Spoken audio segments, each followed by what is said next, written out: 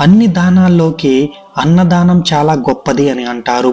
ఎందుకంటే ఆకలికి కులమత భేదాలు ఉండవు, ధనిక పేద తేడాలు లేవు. అందరినీ సమానంగా బాధించేది ఈ ఒక్క ఆకలి బాధ మాత్రమే. అందరికీ అన్నం పెట్టే దేవతగా అన్నపూర్ణాదేవి మనందరికీ తెలుసు.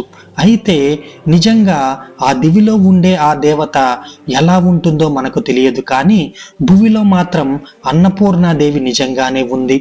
ఆకలితో ఉన్నవారు అమ్మ ఆకలేస్తుంది, అన్నం పెట్టమ్మా అంటే చాలు, ఆమె ఎంతో ఆప్యాయంగా వంట చేసి అన్నం వడ్డిస్తుంది. ఆమె మరెవరో కాదు, తూర్పు గోదావరి జిల్లాకు చెందిన డొక్కా సీతమ్మ గారు.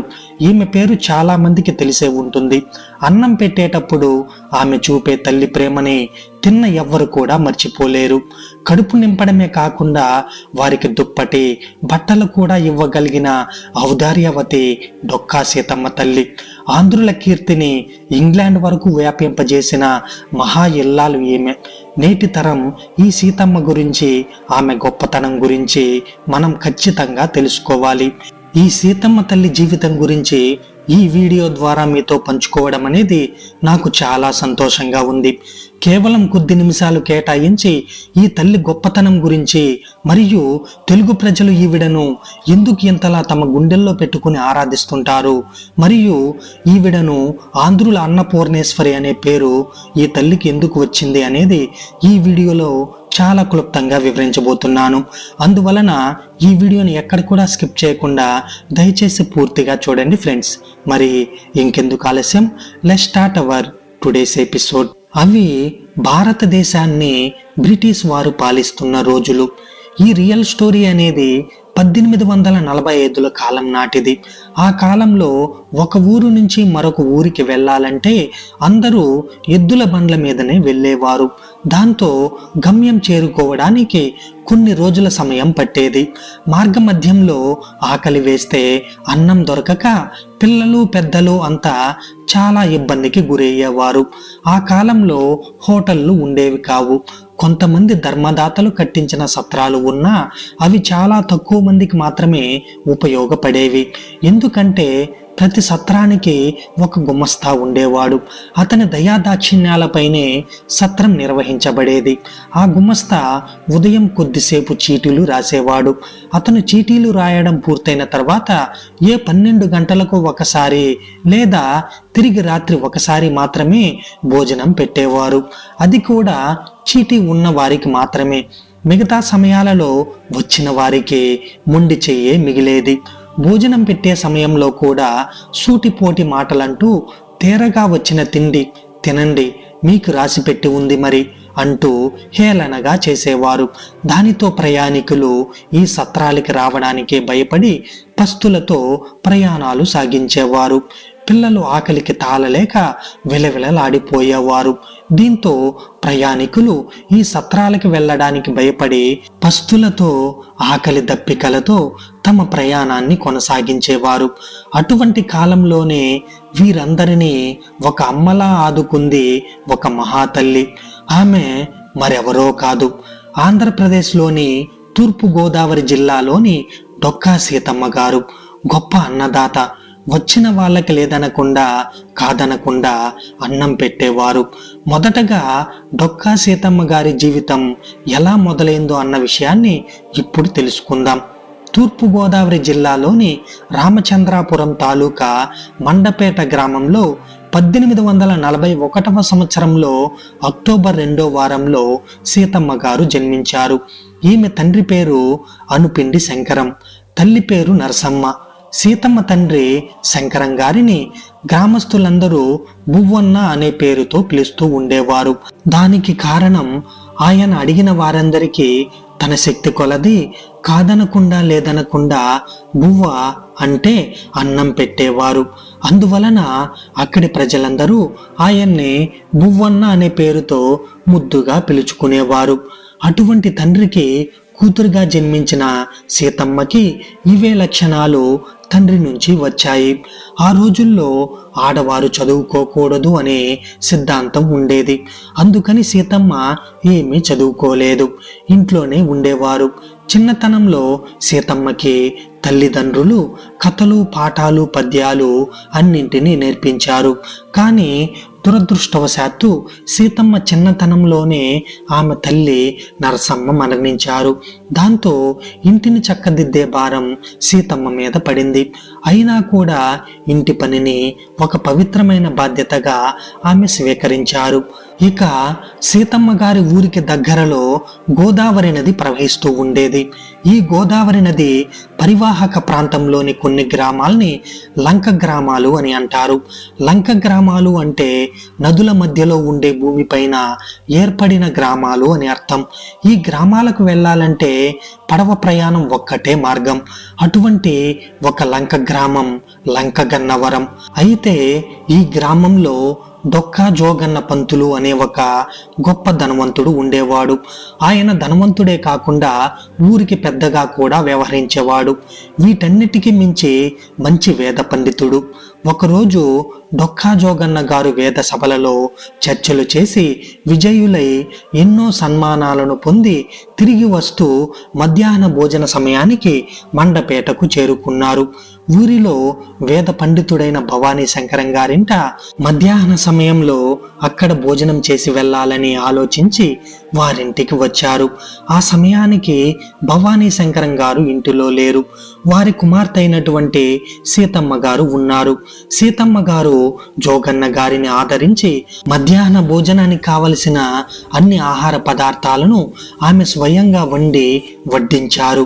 జోగన్న గారు ఆ బాలిక త్యాగబుద్ధికి, తెలివితేటలకు, ఆదరణకు ముగ్ధులై భోజనం చేస్తూ ఉండగా ఇంతలో భవానీ శంకరం గారు వచ్చి మహాపండితులైన డొక్కా జోగన్న గారు తమ ఇంటికి వచ్చినట్టు చూసి అమితానందపడి వారిని ఆదరించి ఎన్నో రీతుల సత్కరించి పంపారు. డొక్కా జోగన్న గారి వంటి పండితోత్తమునకు తన కూతురినిచ్చి పెండ్లి చేయాలని మనసులో సంకల్పము చేసుకున్నారు. సీతమ్మ గారి చురుకుతనము, అనకువ, త్యాగబుద్ధి చూసి సాముద్రిక శాస్త్రము సూచించిన అనేక శుభలక్షణములు కలిగిన ఆ బాలికను వివాహం చేసుకోవాలని ఆయన అనుకున్నాడు. ఆమె ఉన్న చోట ఏ కొరత ఉండదని, ఆ వంశమునకు చిరకీర్తి లభిస్తుందని గ్రహించి జోగన్న గారు కూడా వివాహము చేసుకున్నచో బాగుండునని తలచారు. ఆ తరువాత తమ ఆచారం ప్రకారం భవానీ శంకరం గారు తమ ఊరి పెద్దలను తీసుకుని వెళ్ళి వారి ద్వారా తన కుమార్తెను జోగన్న గారికిచ్చి పెండ్లి చేయాలని నిర్ణయించుకున్నాడు. తమ ఆకాంక్షను జోగన్న గారికి తెలియజేశారు. ఆయన కూడా వారి వివాహానికి సమ్మతించాడు. ఆ విధంగా శ్రీ డొక్కా జోగన్న గారు 1850లో సీతమ్మ గారిని వివాహమాడారు. వివాహం నాటికి సీతమ్మ గారి వయస్సు 9 సంవత్సరాలు. చిన్నతనంలోనే సీతమ్మ గారు అత్తారింటికి వచ్చారు. ఇక సీతమ్మ తన అత్తగారింట్లో అడుగు పెట్టగానే ఆమె ఇంటి పేరు డొక్కాగా మారింది. ఇక అప్పటి నుంచి ఆమెను అందరూ డొక్కా సీతమ్మగా పిలవడం మొదలుపెట్టారు. చిన్నతనంలోనే సీతమ్మ అత్తవారింటికి వచ్చింది. పాడి పంటలకు ఎలాంటి లోటు లేని కుటుంబం వాళ్ళది. తనది చిన్న వయసు అయినా కూడా ఎన్నో బాధ్యతల్ని ఎంతో సమర్థవంతంగా నిర్వహించేవారు. ఎంతమంది పని వాళ్ళు ఉన్నా ప్రతి పని స్వయంగా సీతమ్మే దగ్గరుండి చూసుకునేవారు. ఊళ్ళో ఎవరికి ఏ ఆపద వచ్చినా ఆ బాధ తన బాధగా భావించి వారికి తగిన సహాయం చేసేవారు. మొదట్లో భర్త జోగన్న ఏమనుకుంటారా అని సీతమ్మ కాస్త భయపడి ఇబ్బంది పడేవారు. అయితే మహాపండితులైన జోగన్న అన్నదాన విషయాల్లో, పరోపకార విషయంలో సీతమ్మని ఎంతో ప్రోత్సహించేవారు తప్ప అడ్డుపడేవారు కాదు. ఇలా సీతమ్మ గారు అప్పటి నుంచి ఆకలి ఆకలితో వచ్చిపోయే వారికి భోజనం పెట్టేవారు. ఇలా ఆమెలో సహజంగా ఉన్న ఉదార గుణం, దాతృత్వం అనేది రోజు రోజుకి ఇంకా పెరుగుతూ వచ్చాయి. ఆ పుణ్య దంపతులని ఆప్యాయత, ఆదరణకు నిలయంగా మారిన వారి ఇంటిని గురించి ఆ చుట్టుపక్కల గ్రామస్తులందరూ ఆ రోజుల్లో గొప్పగా చెప్పుకునేవారు. ఎందుకంటే సీతమ్మ ఎప్పుడు తమ ఇంటికి ఎవరు వచ్చినా సరే వారికి అన్నం లేదని చెప్పకుండా సకల మర్యాదలో చేసి వారికి అన్నం వడ్డించేవారు. ఆ పనిని వారు ఒక పవిత్ర కార్యంగా భావించేవారు. సీతమ్మ ఎవరికి కాదు లేదు అనకుండా అన్నం పెడుతుండడంతో కొద్ది రోజుల్లోనే ఆమె పేరు ఉభయ గోదావరి జిల్లాల్లో అపర అన్నపూర్ణగా మారుమోగింది.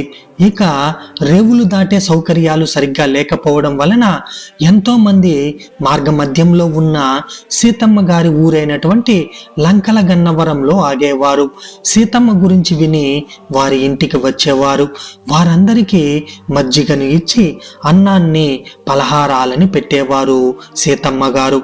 సీతమ్మ రోజులో కేవలం ఈ సమయంలోనే అన్నం పెడుతుందనే మాట లేదు. 24 గంటలు ఎవరు వచ్చినా అవసరమైతే వండి వడ్డించేది. వారి కడుపు నింపి ఆకలి తీరాక వారిని పంపేది. దాంతో ప్రతిరోజు ఇలా ఎన్నో ఏళ్ళు చేయడం వల్ల చివరికి ఆమె ఆరోగ్యం క్రమంగా దెబ్బతింది. అయితే ఆ విషయం భర్తకి తెలియనివ్వలేదు. ఎందుకంటే మళ్ళీ తనని ఈ పని చేయనివ్వడేమో అని. కానీ ఆమె క్రమంగా చిక్కిపోవడం గమనించిన జోగన్న గారు సీతమ్మను విశ్రాంతి తీసుకోమని చెప్పేవారు. వచ్చిన వారికి భోజనం పెట్టమని, మిగిలిన సమయంలో కాస్త విశ్రాంతి తీసుకోమని అనేవారు. అయితే అతిథులకు, పేదలకు ఇబ్బంది కలుగుతుందని, తన ఆరోగ్యం బాగానే ఉందని చెప్పి సీతమ్మ అన్నదానం చేస్తూనే ఉండేవారు. దాంతో ఇక జోగన్న ఆమెకి సహాయంగా వంటలు చేయడానికి కొంతమంది వంట బ్రాహ్మణులను ఏర్పాటు చేశారు. వారే వండి వడ్డిస్తారని చెప్పారు. అయితే సీతమ్మ వారు వండినప్పటికీ తానే స్వయంగా వడ్డించేది. అందరికీ కొసరి తినిపించేవారు. కన్న తల్లిలాగా అన్ని రకాల వంటలు చేసి వడ్డించి దగ్గరుండి కొసరి తినిపించేవారు సీతమ్మ. ఒక గదిలో కుండలు పెట్టించి చద్దన్నం నిండుగా నింపి ఏ అర్ధరాత్రి ఎవరు వచ్చినా వారికి ముందుగా ఆ అన్నం పెట్టి ఆకలి మంట కాస్త తీర్చి ఆ తరువాత ఈలోపు వంట చేసి తృప్తిగా భోజనం పెట్టి వారిని పంపించేవారు. ఆకలితో ఎదుటి వారిని ఎక్కువసేపు వేచి ఉంచటం కూడా ఆమె తట్టుకోలేకపోయేది. ఆమె ఈ అన్నదాన విషయంలో ఎంత నిబద్ధతగా ఉండేవారంటే ఆమె గురించి నిజ జీవితంలో జరిగిన ఒక సంఘటన గురించి మనం ఇప్పుడు ఖచ్చితంగా తెలుసుకోవాలి. అన్నదానానికి భంగం కలుగుతుందనే ఉద్దేశంతో ఎన్నడూ ఇల్లు కదలని సీతమ్మ ఒక్కసారి ఇల్లు వదిలి ఆమె అంతర్వేది లక్ష్మీ నరసింహస్వామిని దర్శించుకునేందుకు బయలుదేరింది. అలా కొంత దూరం వెళ్ళిన తర్వాత బోయీలు ఆ పల్లకిని ఓ పంట చేను పక్కన చెట్టు వారగా ఉంచి విశ్రాంతి తీసుకుంటున్నారు. అదే సమయంలో ఒక పెద్ద పెళ్లివారి గుంపు వేరొక ఊరి నుంచి వచ్చి అక్కడే విశ్రాంతి తీసుకుంటున్నారు. ఆ గుంపులోని పెద్దలు, పిల్లలు ఆకలికి తాళలేకపోతున్నారు. పిల్లలు ఏడుపులు అందుకుంటున్నారు. పెద్దవాళ్ళు వాళ్ళను ఊరుకోబెడుతూ, ఏడవద్దు పిల్లలు, మరి కాస్త సేపట్లో మనం డొక్కా సీతమ్మ గారి ఇంటికి వెళదాం. అక్కడ హాయిగా అందరము కడుపు నిండా భోజనం చేసి హాయిగా విశ్రాంతి తీసుకుందామంటూ అక్కడ పెళ్లివారు మాట్లాడుకుంటున్నారు. ఈ మాట సీతమ్మ గారి చెవిన పడింది. మానవ సేవే మాధవ సేవ అని గట్టిగా నమ్మిన ఆవిడ మరుక్షణమే తన పల్లకిని వెనుకకు తిప్పి వీలైనంత వేగంగా ఇంటికి తీసుకుపోమ్మని బోయిలకు చెప్పింది. అడ్డదారిన వెళ్ళి వారికంటే అరగంట ముందుగా ఇల్లు చేరారు సీతమ్మ గారు. అయినా అరగంటలో ఏమి వంట చేయగలరు? అందులోనూ సుమారు పెళ్లివారు 100 మందికి పైగా ఉన్నారు. అందుకనే ఆవిడ ముందుగా అటక మీద నుంచి బెల్లం బుట్టలు దింపించి శ్రీరామనవమి రోజు చేసే బెల్లం పానకం తయారు చేయించారు. 4 బుట్టల తీయని మామిడి పండ్లను ముక్కలుగా కోయించి సిద్ధం చేయించారు. ఇంతలో పెళ్లివారు గుంపు వచ్చేసింది. వారంతా హాయిగా పానకములు త్రాగి పండ్లు తిని కాస్త కుదుట పడ్డారు. ఇంతలో పంచభక్ష పరమాన్నాలతో అతి రుచికరమైన సంతృప్తికరమైన భోజనాలతో వారికి విందు తయారు చేశారు సీతమ్మ గారు. సాయంత్రము పొలము నుండి తిరిగి వచ్చిన జోగన్న గారు ఆశ్చర్యపోయి అంతర్వేది వెళ్ళలేదా అని సీతమ్మ గారిని అడిగారు. ఇంతమందిని పస్తు పెట్టి నేను దర్శనానికి వెళితే ఆ నరసింహస్వామి కూడా హర్షించడు, అందుకే తిరిగి వచ్చేశాను అని సీతమ్మ గారు చెప్పారు. అది విన్న జోగన్న గారు ఆవిడ త్యాగ నిరతకి ఎంతో సంతోషించారు. అదేవిధంగా సీతమ్మ గారి జీవితంలో మరో సంఘటన చోటు చేసుకుంది. అదేమిటో ఇప్పుడు తెలుసుకుందాం. ఒకనాడు మిట్ట మధ్యాహ్నం వేళ ఒక బ్రహ్మచారి బ్రాహ్మణుడు సీతమ్మ గారి ఇల్లు వెతుక్కుని వచ్చాడు. అతను స్నానము జపము పూర్తి చేసుకునే సమయానికి భోజనం వడ్డించారు సీతమ్మ గారు. అతను ఇలా అన్నాడు, అమ్మా, నేను వివాహం చేసుకోవాలి. సంబంధం అయితే కుదిరింది కానీ ఆ పిల్లకు నేను ఒక నగ చేయించి ఇస్తేనే వివాహం చేస్తారట. నా వద్ద సొమ్ము లేదు. నేను ఈ ఒంటి బతుకుతో చాలా కష్టాలు పడుతున్నాను. వివాహం చేసుకుంటే నాకు ఎంతో మేలు జరుగుతుంది. కాబట్టి మీరు మీ మెడలో ఉన్న ఆ నగ ఇస్తేనే నేను మీరు వడ్డించిన భోజనం తింటాను, లేకపోతే తినను అని మొండికేస్తాడు. ఇది విన్న జోగన్న గారు సీతమ్మ గారిని ఇంటి లోపలికి పిలిచి, మనము సామాన్యులం, ఇంటికి ఎవరైనా వస్తే భోజనం మాత్రం పెట్టగల స్తోమత మనది, అంతేగాని కంటెలు కాసుల పేర్లు ఎక్కడ ఇయ్యగలము. అయినా నీకు మిగిలినది అది ఒక్కటేనగా, దానిని ఇవ్వవద్దు అని జోగన్న గారు చెప్పగా అందుకు సీతమ్మ గారు జోగన్న గారి పాదాలపై పడి, మీకు ఎదురు చెప్పడం నాకిష్టం లేదు, కానీ అతిథి విష్ణుమూర్తితో సమానం. అతనికి భోజనం పెట్టి తృప్తిగా పంపుదాము. అతని సంసారం నిలబడుతుంది. ఈ నగ వల్ల నాకేమి ప్రయోజనం? ఇది అతనికి ఉపయోగపడుతుంది. నా మాట వినండి అని ఆయన్ని ఒప్పించి అతనికి నగ ఇచ్చి భోజనము పెట్టి పంపించారు. తీరా చూస్తే ఆ నగ తను కూర్చున్న పీట కిందనే వదిలి వెళ్ళిపోయాడు ఆ బ్రాహ్మణుడు. అతని కోసం ఊరంతా గాలించినా అస్సలు కనబడలేదు. దిగులుతో ఆ రాత్రి సీతమ్మ గారికి నిద్ర కూడా పట్టలేదు. ఎప్పటికో చిన్న కునుకు పట్టింది. అప్పుడు కలలో శ్రీ మహావిష్ణువు కనిపించి ఆనాడు తానే అతిథిగా వచ్చానని చెప్పి ఆమె చిత్తశుద్ధికి త్యాగనిరతికి తాను సంతోషించానని, ఆమె కీర్తి కలకాలం నిలుస్తుందని చెప్పారట. సీతమ్మ గారికి మెలకువ వచ్చి జోగన్న గారికి ఈ విషయం చెప్పారట. వారి సంతోషమునకు అంతు లేకుండా పోయింది. మరికొన్ని రోజుల్లో ఇంట్లోని ధనమంతా ఖర్చు అయిపోయింది. మరుసటి రోజు వచ్చే అతిథులకు భోజన వసతులు ఎలా చేయాలో పాలుపోక జోగన్న గారు దిగులుతో పొలంలో పని చేసుకుంటున్నారు. మరోవైపు రైతులు పొలం పని చేస్తూ ఉండగా, ఇంకోవైపు జోగన్న గారు పారతో మట్టి తీస్తూ ఉండగా కన్నేలమన్న శబ్దం జోగన్న గారికి మాత్రమే వినిపించింది. ఆయన అంతటితో పని ఆపించి అందరినీ ఇంటికి పంపేశాడు. తనకు నమ్మకస్తుడైన ఒక పాలేరు సాయంతో అక్కడ తవ్వగా ఒక కంచు మధ్యలా బయటపడింది. దానిని ఇంటికి తెచ్చి పగులగొట్టి చూడగా దానిలో బంగారపు మోహరీలు దొరికాయి. ఇదంతా దైవానుగ్రహంగా భావించి తమ అన్నదాన వ్రతమునకు భంగము కలగకుండా విష్ణుమూర్తి చేసిన ఏర్పాటుగా భావించారు. తిరిగి నిర్విఘ్నముగా ఎన్నో ఏళ్ళు అన్నదాన వ్రతం జరిపారు. అదేవిధంగా సీతమ్మ గారి త్యాగ నిరతిని తెలియజేసే మరో సంఘటన గురించి ఇప్పుడు తెలుసుకుందాం. బొంబాయి మహానగరంలో ప్రసిద్ధిగాంచిన బంగారు వ్యాపారి ధనగుప్తుడు విశేషంగా ధనం సంపాదించాడు. అతని కొడుకు నిగమ శర్మ లాంటి వరహాల శెట్టి చిన్ననాటి నుంచి తల్లి యొక్క అతి గారాభం వల్ల చెడిపోయి జులాయిగా పెరిగాడు. అతనికి లేని చెడ్డ గుణమంటూ లేదు. పెళ్లి చేసుకుని పిల్లవానికి కూడా తండ్రి అయ్యాడు. అయినా అతని శైలిలో మాత్రం ఎటువంటి మార్పు రాలేదు. వేశ్యల మోహంలో పడి భార్యను విడిచి తన ఆస్తి వాటా గుంజుకుని దానిని తగలేసి భ్రష్టుడై జైలు పాలయ్యి ఎప్పటికో విడుదలయ్యి దొంగగా మారి దేశ దిమ్మరి అయి తిరిగి ఆంధ్రదేశానికి వచ్చాడు. అప్పుడు ఆంధ్రదేశంలో వర్షాలు పడక కరువు పరిస్థితులు ఉన్నాయి. అతనికి పట్టెడన్నం పెట్టేవారే లేక అతను తిరిగి చివరకు డొక్కా సీతమ్మ గారి ఖ్యాతి విని కడ ప్రాణాలతో లంకల గన్నవరం వచ్చి చేరాడు. అందరితో పాటు అతనికి కడుపు నిండా అన్నం పెట్టారు సీతమ్మ గారు. అతను హాయిగా తిని పెరట్లోకి పోయి పశువుల శాల పక్కన పడుకునేవాడు. మళ్ళీ ఆకలి వేసినప్పుడు వచ్చి పంక్తిలో కూర్చుని భోజనం చేసేవాడు. ఇలా కొన్ని రోజులైన తర్వాత అతనికి ఒక దుర్బుద్ధి కలిగింది.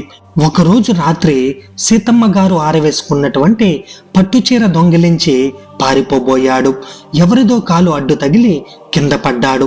అందరూ లేచి దొంగ దొంగ అని అరిచి అతనిని స్తంభానికి కట్టేశారు.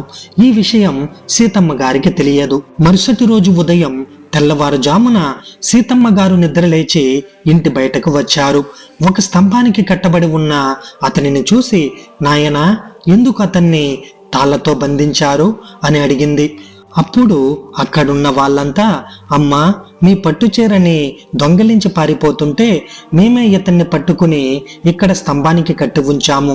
తెల్లవారిన తర్వాత ఇతన్ని పోలీసులకు అప్పచెప్తాము అని అంటారు. అందుకు సీతమ్మ గారు స్తంభానికి కట్టి ఉంచిన అతని దగ్గరికి వెళ్ళి అతన్ని చూసి, అయ్యో నాయనా, వాతలు వచ్చేలా కొట్టారే అంటూ ఏడుస్తూ వరహాల శెట్టిని విడిపించి ఆ చీర అతనికి నేనే ఇచ్చాను అని చెప్పి అతనికి తల్లిలా తలంటు పోసి కొత్త బట్టలు తెప్పించి గౌరవించారు. అతనికి తృప్తిగా మరలా భోజనము పెట్టి తన వద్దనున్న మొత్తం సొమ్ము 50 రూపాయలను అతనికి ఇచ్చారు. అతని హృదయం కరిగిపోయింది. అతని దుర్గుణాలన్నీ అంతటితో నశించాయి. సీతమ్మ గారి పాదాలు పట్టుకుని చిన్న పిల్లవాని వలె ఏడుస్తూ క్షమాపణ కోరాడు. ఆమె అతనిని ఓదార్చి, విధిని తప్పించుకోలేము నాయనా, నీకు లేకపోవడం చేతనే కదా ఇలా తప్పు చేశావు. అందుకే ఈ 50 రూపాయలతో ఏదైనా కొనుక్కోమని తల్లిలా చెప్పారు. అప్పుడు వరహాల శెట్టి తన కథనంతా చెప్పి తనను క్షమించమని వేడుకొన్నాడు. సీతమ్మ గారి ఆశీర్వచనాలతో తన ఇల్లు చేరి ఆ 50 రూపాయలతో మరలా వ్యాపారమును వృద్ధిపరుచుకుని దినదినాభివృద్ధి చెంది ఎంతో సంతోషముగా భార్యా బిడ్డలతో కాలం గడిపాడు. తన జీవితంలో ఎప్పుడూ సీతమ్మ గారు తనకు చేసిన మేలును మరవలేదు. వీలు కుదిరినప్పుడల్లా కుటుంబంతో వచ్చి సీతమ్మ గారి దర్శనం చేసుకునేవాడు. ఇక ఇలా కొన్నేళ్లు గడిచాక 1881 సెప్టెంబర్లో జోగన్న గారు చనిపోయారు. చనిపోయే ముందు పెద్ద కుమారుడైనటువంటి సుబ్బరాయుడిని పిలిచి తల్లి చేసే అన్నదాన కార్యక్రమానికి ఎప్పుడూ భంగం కలిగించవద్దని, తల్లి మాటకి ఎదురు చెప్పొద్దని ప్రమాణం చేయించుకుని కన్ను మూశారు. భర్త మరణం తర్వాత సీతమ్మ ఎంతో బాధలో ఉన్నా కూడా గుండె రాయి చేసుకుని ప్రతిరోజు అన్నదానాలు చేస్తూ రోజులు గడిపేవారు. దాంతో సీతమ్మ గురించి కేవలం వాళ్ళ ఊరే కాకుండా యావత్ భారతదేశం అంతా వ్యాపించసాగింది. చివరికి బ్రిటిష్ చక్రవర్తులకు సైతం వీరి గొప్పతనం అనేది తెలిసింది. ఆశ్చర్యం ఏమిటంటే అది 1902 బ్రిటిష్ చక్రవర్తి తూర్పు గోదావరి జిల్లాకు చెందిన కలెక్టర్కి డొక్కా సీతమ్మ గారి ఫోటో తీసి అతనికి పంపించమని ఉత్తరం రాశారు. దేనికి అని కలెక్టర్ అడుగగా, చక్రవర్తిగా నాకు పట్టాభిషేకం జరిగే సమయంలో ఆవిడకు నేను నమస్కారం పెట్టాలి, కానీ ఆవిడ నది దాటి రాలేరు కాబట్టి ఆ సమయంలో ఒక సోఫా వేసి ఆవిడ ఫోటో అందులో పెట్టి ఆవిడకు నమస్కారం చేసి అప్పుడు నేను పట్టాభిషేకం చేసుకుంటాను అని బ్రిటిష్ చక్రవర్తి మరో లెటర్లో తన కోరికను తెలిపారు. దాంతో తూర్పు గోదావరి జిల్లా కలెక్టర్ ఒక మంచి ఫోటోగ్రాఫర్ని తీసుకుని ఫోటో కోసం ఆవిడ దగ్గరికి వెళ్తే ఆమె ఏమన్నారో తెలుసా? నాయనా, నేను ఈ సన్మానాల కోసం, ఫోటోల కోసం, నమస్కారాల కోసం అన్నదానం చేయట్లేదు. విష్ణుమూర్తికి అన్నం పెడుతున్నానని పెట్టాను. దీనికి ఫోటోలు, పట్టాభిషేకాలు ఎందుకు వద్దు అని అన్నారు. దాంతో ఆ కలెక్టర్, అమ్మా ఇది బ్రిటిష్ రాజుల ఉత్తరం, మీరు ఫోటో తీయించుకోకపోతే నా ఉద్యోగం తీసేస్తారు అని బతిమాలాడు. దాంతో నీ ఉద్యోగం పోతుంది అంటే ఖచ్చితంగా తీయించుకుంటా, కానీ నువ్వు అన్నం తినాలి అని చెప్పి సీతమ్మ ఫోటో తీయించుకున్నారు. ఆ తర్వాత బ్రిటిష్ చక్రవర్తి నిజంగానే ఒక సోఫాలో ఆవిడ ఫోటో పెట్టి నమస్కరించి పట్టాభిషేకం చేసుకున్నారు. బ్రిటిష్ చక్రవర్తి ఆమెకు ధన్యవాదాలు చెబుతూ సీతమ్మకు పంపించిన లెటర్ అనేది వారి కుటుంబ సభ్యుల దగ్గర నేటికి ఉంది.